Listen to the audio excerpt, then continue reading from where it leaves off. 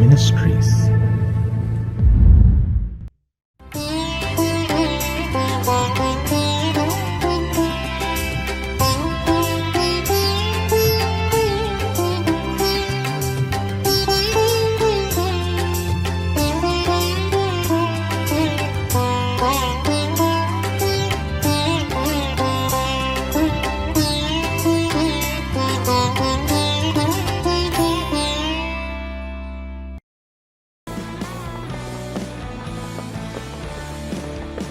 நான் நம்புகிறது அவராலே வரும். சங்கீதம் 62:5.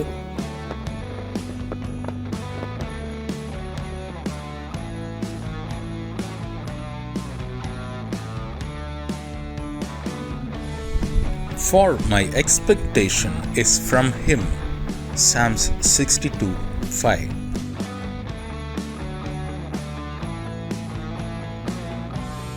கர்த்தருடைய பரிசுத்த நாமம் மகிமைப்படுவதாக.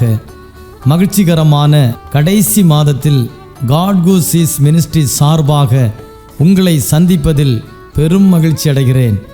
இந்த ஆண்டு முழுவதும் தேவனாகிய கர்த்தர் நம்மையும் நம் குடும்பத்தையும் கிருபையால் தாங்கி நடத்தியிருக்கிறார். நம்முடைய போக்கிலும் வரத்திலும் நம்முடைய பிரயாணங்களிலும் கர்த்தர் நமக்கு துணையாயிருந்தது மாத்திரமல்ல, நம்முடைய பலவீனங்களிலே தம்முடைய வார்த்தையை அனுப்பி பலப்படுத்தியிருக்கிறார். நாம் அநேக நேரங்களிலே சோர்ந்து போய் இருந்த போதும் கர்த்தர் தம்முடைய வார்த்தையினாலே நம்மை தேற்றினார், நம்மை பலப்படுத்தினார்.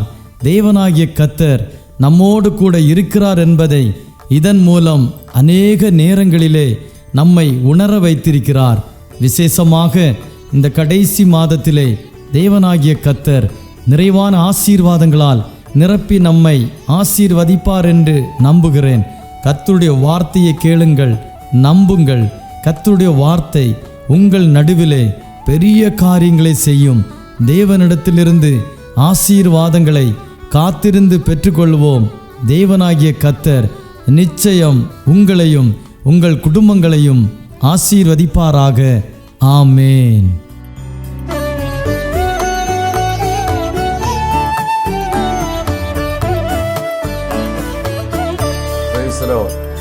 കർത്താവിൻ്റെ അതിപരിശുദ്ധ നാമം വാഴ്ത്തപ്പെടുമാറാകട്ടെ. ഈ നല്ല പ്രഭാതത്തിനായിട്ട് ദൈവത്തെ സ്തുതിക്കുന്നു. ഗോഡ് ഗോഡ്സ് മിനിസ്റ്ററുടെ ആഭിമുഖ്യത്തിൽ ഇത് പ്രഭാതത്തിൽ നിങ്ങളോട് ദൈവവചനം അറിയിക്കുന്നതിൽ അതിയായ സന്തോഷമുണ്ട്. ഡയറക്റ്റായിരിക്കുന്ന തോമസ് സാർ അവറുകൾക്കും പാർട്ട്ണറായിരിക്കുന്ന എല്ലാ കർത്തദാസന്മാർക്കും പ്രാർത്ഥനാ പടയാളികൾക്കും ലോകമെമ്പാടും ഞങ്ങളെ ശ്രവിക്കുന്ന ഏവർക്കും കർത്താവായ യേശുക്രിസ്തുവിൻ്റെ നാമത്തിൽ 2023 പ്രഭാത വന്ദനങ്ങളെ അറിയിക്കുന്നു. ഈ ആണ്ടിൻ്റെ ആരംഭം മുതൽ അവസാനം വരെ ദൈവത്തിൻ്റെ ദൃഷ്ടി പരിപാലനം ഓരോരുത്തരോടും ഇരിക്കുമാറാകട്ടെ എന്ന് ആശംസിക്കുകയും പ്രാർത്ഥിക്കുകയും ചെയ്യുന്നു. കഴിഞ്ഞ മാസം നമ്മൾ ചിന്തിച്ചതായ അതേ വചനത്തിൽ തന്നെ വെളിപ്പാട് പുസ്തകം 2-ാം അധ്യായം അതിൻ്റെ 25-26 വാക്യങ്ങൾ വായിക്കുന്നെങ്കിലും നിങ്ങൾക്കുള്ളത് ഞാൻ വരും വരെ പിടിച്ചുകൊള്ളുവിൻ എന്ന് ഞാൻ കൽപ്പിക്കുന്നു. ജയിക്കുന്നവന് ഞാൻ കൽപ്പിച്ച പ്രവൃത്തികളെ അവസാനത്തോടെ അനുഷ്ഠിക്കുകയും ചെയ്യുന്നവന് എൻ്റെ പിതാവ് എനിക്ക് തന്നതുപോലെ ജാതികളുടെ മേൽ അധികാരം കൊടുക്കും. Praise the Lord. കർത്താവ് നമ്മളെ ഏൽപ്പിച്ചിരിക്കുന്നതായ ഓരോ ആത്മീയവും ഭൗതികമായ വിഷയങ്ങളെ നമ്മൾ ഈ ദൗത്യങ്ങൾ ലോകമെമ്പാടും ചെയ്യുവാൻ ശുശ്രൂഷകരായ നമ്മെ ഓരോരുത്തരെയും കർത്താവ് വിളിക്കപ്പെട്ടിരിക്കുകയാണ്. ആകയാൽ അത് നമ്മൾ അവസാനത്തോളം പിടിച്ചുകൊണ്ടാൽ അത് കർത്താവ് അതിനുള്ള പ്രതിഫലം നമുക്ക് തരും എന്നാണ്. ജാതികളുടെ മേൽ അധികാരം നൽകുമെന്നാണ് ദൈവത്തിൻ്റെ വചനം വായിക്കുന്നത്. ഇവിടെ വെളിപ്പാട് പുസ്തകത്തിൽ വായിക്കുന്നതായ അതേ പ്രവൃത്തി തന്നെ നമ്മുടെ സങ്കീർത്തനത്തിൽ കാണുന്നു. ജാതികൾ കലഹിക്കുന്നതും വംശങ്ങൾ വ്യർത്ഥമായി നിരൂപിക്കുന്നതും എന്ത്? യഹോവയ്ക്കും അവന്റെ അഭിഷക്തനും വിരോധമായി ഭൂമിയിലെ രാജാക്കന്മാർ എഴുന്നേൽക്കുകയും അധിപതികൾ തമ്മിൽ ആലോചിക്കുകയും ചെയ്യുന്നതെന്ത്? ഈ കാലഘട്ടത്തിൽ മാത്രമല്ല, 1-ാം നൂറ്റാണ്ടിലെ അനുഭവം മുതൽ BC-യിലും ദൈവത്തിൻ്റെതായ അഭിഷക്തന്മാർക്ക് ദൈവസഭയ്ക്ക് വിരോധമായി അധിപതികൾ അന്നേ കൂടി ആലോചിക്കുന്നു എന്ന് നമുക്കിവിടെ കാണാൻ കഴിയുന്നു. കലഹിക്കുന്നതായി കാണാൻ കഴിയുന്നു. അവരുടെ നടുവിൽ ദൈവം ഏൽപ്പിച്ചിരിക്കുന്ന ദൗത്യം മുറുകെ പിടിച്ചുകൊണ്ട് അവസാനത്തോളം ഞാൻ ചെയ്യുന്നതായ പ്രവൃത്തികളെ ചെയ്ത് പൂർത്തീകരിച്ച് ജയം കൽപ്പിക്കുന്നവർക്ക് ജാതികളുടെ മേൽ ദൈവം അവകാശം അധികാരവും നൽകിയിരിക്കുകയാണ്. ഇരുമ്പ് കോൽ കൊണ്ട് അവരെ മേയ്ക്കുവാനും അവരുടേതായിരിക്കുന്ന ജീവിതത്തെ നമ്മൾ ഹല്ലേലൂയ ഭൂമിയിൽ ഇന്ന് ഭരിക്കുന്ന രാജാക്കന്മാർ, മന്ത്രിമാർ, MLA-മാർ, MP-മാരൊക്കെ നമ്മെ വാഴുകയാണെങ്കിൽ ഇവര് ദൈവസന്നിധിയിൽ രക്ഷിക്കപ്പെടാതെ ജാതികളായി മുൻപോട്ട് പോവുകയാണെങ്കിൽ അവസാനത്തോളം ദൈവം കൽപ്പിച്ച പ്രവൃത്തികൾ നാം ചെയ്ത് പൂർത്തീകരിച്ചാൽ കർത്താവ് ജാതികളുടെ മേൽ നമുക്ക് അവകാശം തരും എന്ന് ദൈവത്തിന്റെ വചനം നമ്മെ ഓർപ്പിക്കുകയാണ്. സ്തോത്രം. 8-ാം വാക്യം സങ്കീർത്തനം 2-ൽ, എന്നോട് ചോദിച്ചു കേൾക്ക, ഞാൻ നിനക്ക് ജാതികൾ അവകാശമായും ഭൂമിയുടെ അറ്റങ്ങളെ കൈവശമായും തരും. നമ്മൾ ചോദിക്കുമ്പോൾ പ്രാർത്ഥനയിൽ ആമേൻ ഓരോ ദൈവദാസന്മാർ ദൈവമക്കളും ചോദിക്കുകയാണ്, കർത്താവേ ജാതികളെ അവിടുന്ന് രക്ഷിക്കണമേ. അനേക കർത്താവ് ദൈവത്തെ അറിയാത്ത ജനതകൾ ലോകമെമ്പാടും ദൈവമേ ചിതറിപ്പാർക്കുന്ന, ഉഗ്രാരാധനയായിരിക്കുന്ന, ദൈവത്തെ അറിയാതെ ഉപഗ്രഹങ്ങളെ ആരാധിക്കുന്ന, ആമേൻ കണ്ടതിനെയൊക്കെ വണങ്ങുന്നതായ അനേക ജനതകൾ നമുക്ക് കാണുവാൻ കഴിയുന്നു. നമുക്കറിയാം അബ്രഹാം, അതുപോലെ തേരക്, ഇവരെല്ലാം ദൈവത്തെ അറിയാത്തതായ ആ ജാതിക അംശത്തിലായിരുന്നപ്പോൾ അവരെ ദൈവം വിളിക്കുന്നതായി നമുക്ക് കാണാൻ കഴിയുന്നു. ദൈവത്തിന്റെ വിളി തിരിച്ചറിഞ്ഞ അബ്രഹാം അതെല്ലാം വിട്ടുകൊണ്ട് ദൈവസന്നിധിയിൽ ഒരു ഹല്ലേലൂയ വിശ്വാസികളുടെ പിതാവെന്ന വണ്ണം അറിയപ്പെടുന്ന രീതിയിൽ ദൈവം അവനെ ഉയർത്തുവാനും മാനിപ്പാനിടയായി തീർന്നു. അബ്രഹാം നമ്മുടെ വിശ്വാസികളുടെ പിതാവെന്നറിയത്തക്ക നിലവാരത്തിൽ ദൈവം അവനെ ഉയർത്തി മാനിച്ചതായി നമുക്ക് ദൈവത്തിന്റെ വചനത്തിൽ കാണുവാൻ കഴിയുന്നു. അതുപോലെ ആ കാലഘട്ടത്തിൽ സങ്കീർത്തനങ്ങളെ നമുക്ക് കാണുവാൻ കഴിയുന്നത് രാജാവ് ആമേൻ തൻ്റെതായിരിക്കുന്ന ദൈവത്തിൻ്റെതായ ആ വിളിയെ തിരഞ്ഞെടുക്കുവാനിടയായി തീർന്നു. 1-ാമത്തെ രാജാവായ ശൗൽ പട്ടുപോയപ്പോൾ, അനുസരണക്കേട് കാണിച്ചപ്പോൾ, അവൻ കാലഘട്ടത്തിൽ അമർന്നു പോയപ്പോൾ ദൈവം ഒരു മനുഷ്യന്, ഒരു ആട്ടിട ചെറുക്കനെ, ഇസ്രായേലിന്റെ മധുര ഗായകനെ താൻ വിളിച്ച് വേർതിരിച്ച് തൻ്റെതായിരിക്കുന്ന രാജ്യത്ത് 40 വർഷക്കാലം ഭരിക്കുന്നതിന് രാജ്യങ്ങളുടെ മേൽ ആമേൻ ദൈവം അവൻ അധികാരം കൊടുക്കുന്നതായി നമുക്ക് കാണുവാൻ കഴിയുന്നു. ഹെബ്രോനിലും യെരൂശലേമിലുമായിട്ട് ആമേൻ 37-40 വർഷം വരെ അവൻ രാജഭാരമേറ്റ് അവൻ നല്ല വയസ്സ് എന്നവനായി കാല സമ്പൂർണതയിൽ ദൈവത്തോട് ചേരുവാൻ പിതാക്കന്മാരോട് ചേർന്ന് നല്ലൊരു വിശ്വസ്ത സാക്ഷ്യം വഹിച്ചതായി കർത്താവ് തന്നെ പറയുന്നത്, എന്റെ ഹൃദയപ്രകാരമുള്ള ദാവീദ് എന്ന് അവൻ ജാതികളെ ഭരിക്കുവാൻ തക്കവനിടയായി തീർന്നു. സ്തോത്രം.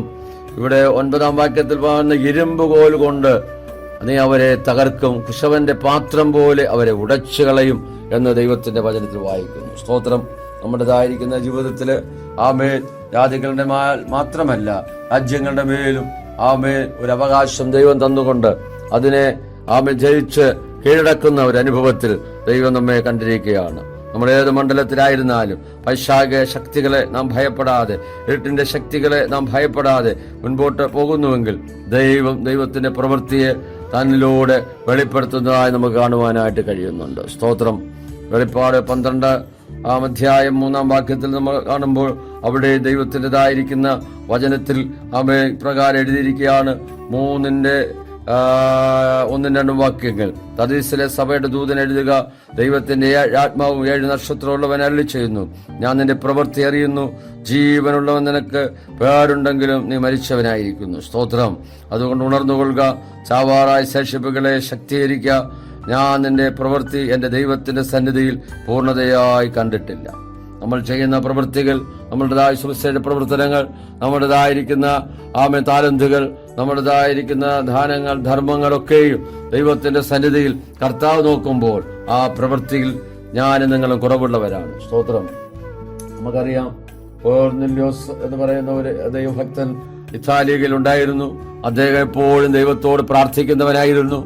അവൻ വളരെ ധർമ്മം കൊടുക്കുന്നവനായിരുന്നു. ദൈവത്തെ ഭയപ്പെടുന്ന വ്യക്തിയായിരുന്നു. ദൈവദാസന്മാരെ ബഹുമാനിക്കുന്ന വ്യക്തിയായിരുന്നു. അപ്പോൾ ഒരു ദൂതൻ പ്രത്യക്ഷമായിട്ട് പറയാണ്, കൊർന്നേല്യോസേ, നീ യോപ്പയിലേക്ക് ആളയച്ച് ശീമോൻ പത്രോസ് എന്നതിനെ വരുത്തി പ്രസംഗം കേൾക്കണം. അവൻ നിനക്ക് ഇനി ജീവിതത്തിൽ കുറവുള്ളത് അവൻ നിന്നോട് കൽപ്പിക്കും. അതുകൊണ്ട് നീ അവനെ വിളിച്ചു വരുത്തണമെന്നുള്ളതായ അരുളപ്പാട് ദൂതൻ പറഞ്ഞു കൊടുക്കുന്നതായി കാണാൻ കഴിയുന്നു. പത്രോസിനും അതുപോലെ തന്നെ പ്രാർത്ഥിക്കുവാൻ സമയത്ത് അവനൊരു വിവശത വരികയും ക്ഷണപ്പോൾ അവൻ ഒരുക്കുന്ന സമയത്ത് പ്രാർത്ഥിക്കാൻ വന്മാടത്തിൽ കയറുന്നതായ സമയത്ത് ആമേൻ അതേ തുപ്പട്ടി പോലൊരു ആമേൻ പാത്രം സകല മൃഗജാതികൾ, പർവ്വജാതികൾ, ഇഴജാതികളായി നിറച്ചിട്ട് ഭൂമിയിൽ നിന്ന് സ്വർഗത്തിൽ നിന്ന് ഭൂമിയിലേക്ക് ഇറക്കി വിടുന്ന ഒരു കാഴ്ച കണ്ടിട്ട് പത്രോസിനോട് പറയാണ്, അറുത്തു തിന്നുക. അവൻ പറഞ്ഞു, കർത്താവെ, അശുദ്ധമോ മലിനമായോ ഒന്നും ഞാൻ ഇതുവരെ ഭക്ഷിച്ചിട്ടില്ല.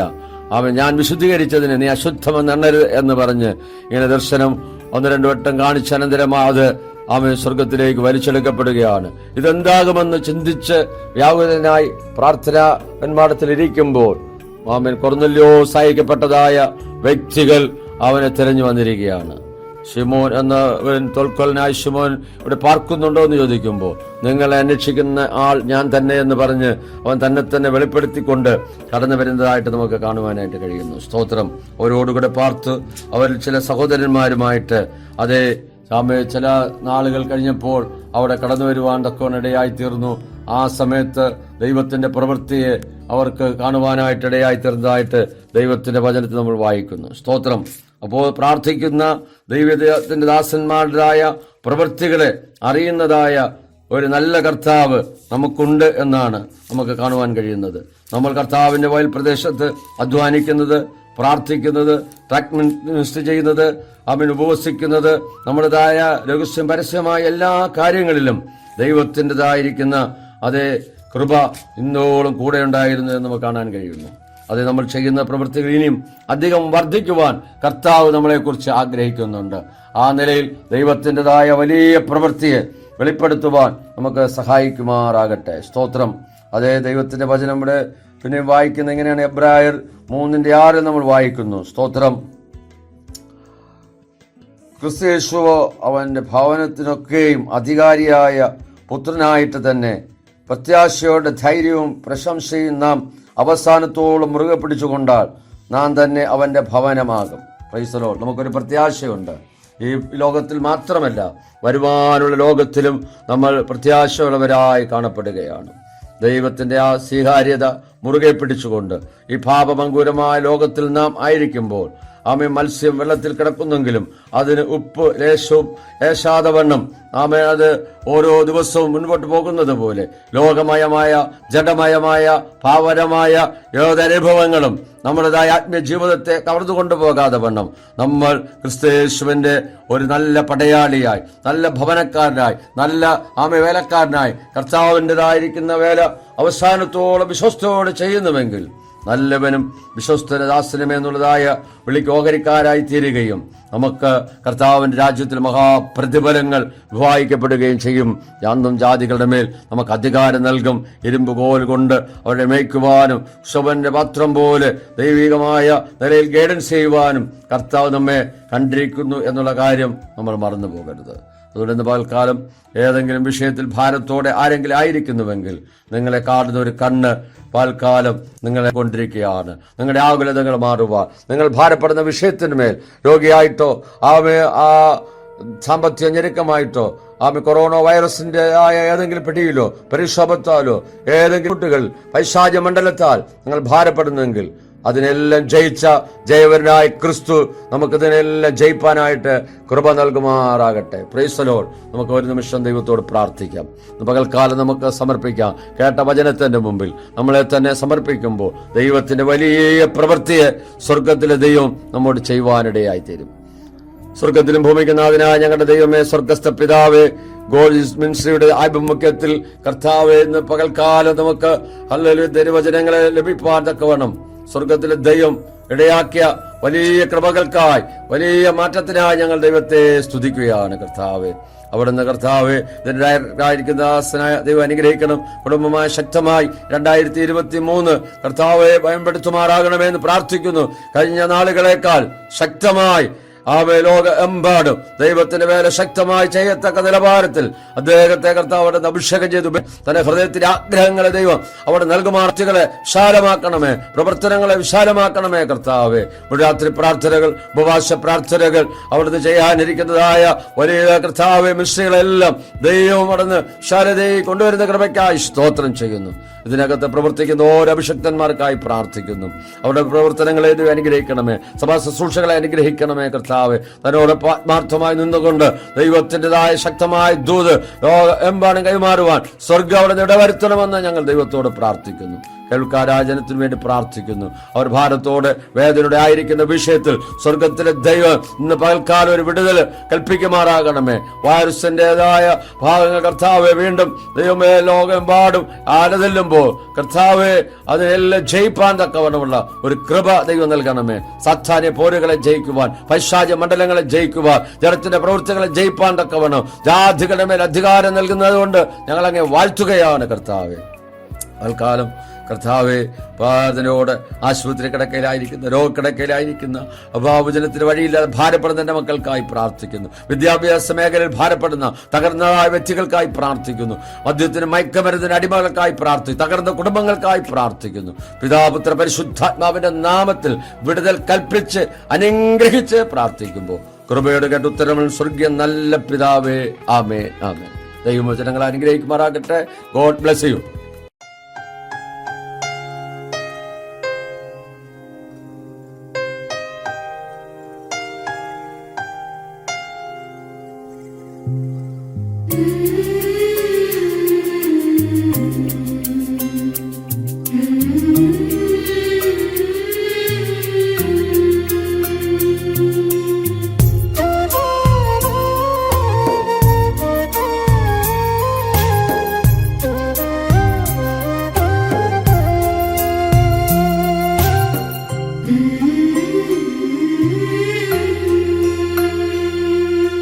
ലോകം മുഴുവൻ നേടിയാലും നിന്നാത്മാവു നശിച്ചാലെന്തു ഫലം?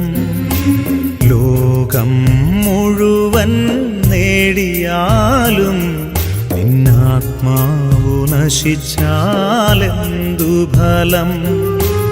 ആത്മാവിൻ വിലയാ എന്തു നൽകും നീ? പകരം വയ്ക്കാനെന്തുണ്ടീ ഭൂമിയിൽ? നിൻ സമ്പത്തു മുഴുവനോ ലോകത്തെ തന്നെയോ പകരം നൽകിയിടുകിൽ മതിയാകുമോ? ലോകം മുഴുവൻ നേടിയാലും നിന്നാത്മാവു നശിച്ചാലെന്തു ഫലം?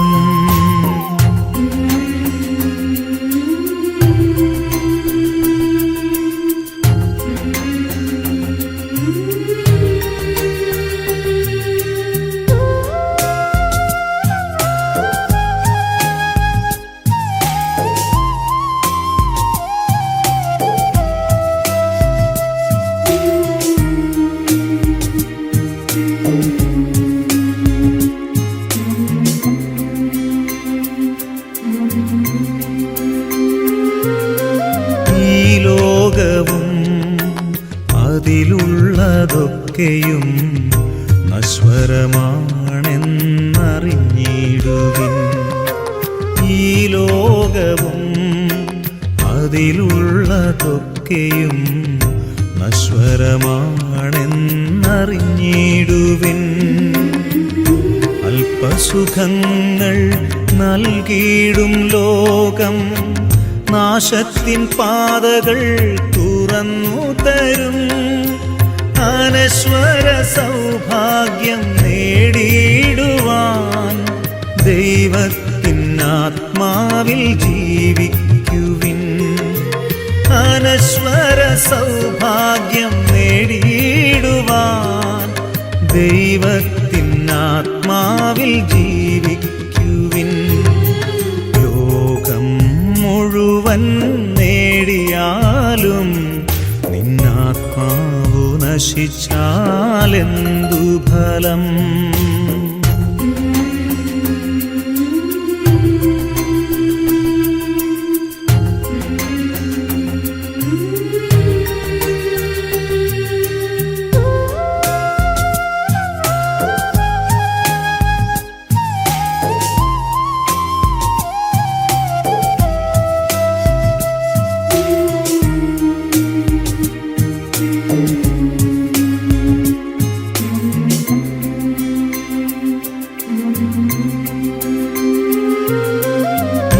ജീവിതം ദൈവത്തിൻ ദാനം, അവിടുത്തെ നാമം പുകഴ്ത്തിയിടുവിൻ. പുകഴ്ത്തിയിടുവിൻ.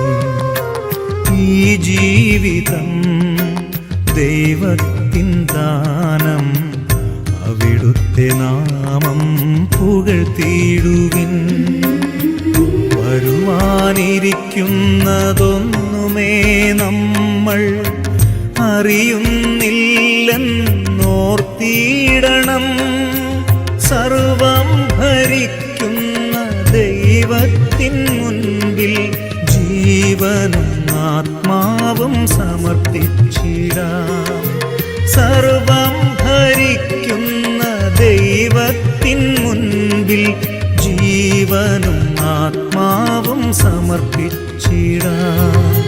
ലോകം മുഴുവൻ നേടിയാലും നിന്നാത്മാവു നശിച്ചാലെന്തു ഫലം? ലോകം മുഴുവൻ നേടിയാലും നിന്നാത്മാവു നശിച്ചാലെന്തു ഫലം? ആത്മാവിൻ വിലയായെന്തു നൽകും നീ? പകരം വയ്ക്കാൻ എന്തുണ്ടീ ഭൂമിയിൽ? നിൻ സമ്പത്തു മുഴുവനോ ലോകത്തെ തന്നെയോ പകരം നൽകിയിടുകിൽ മതിയാകുമോ? ലോകം മുഴുവൻ നേടിയാലും നിന്നാത്മാവു നശിച്ചാലെന്തു ഫലം?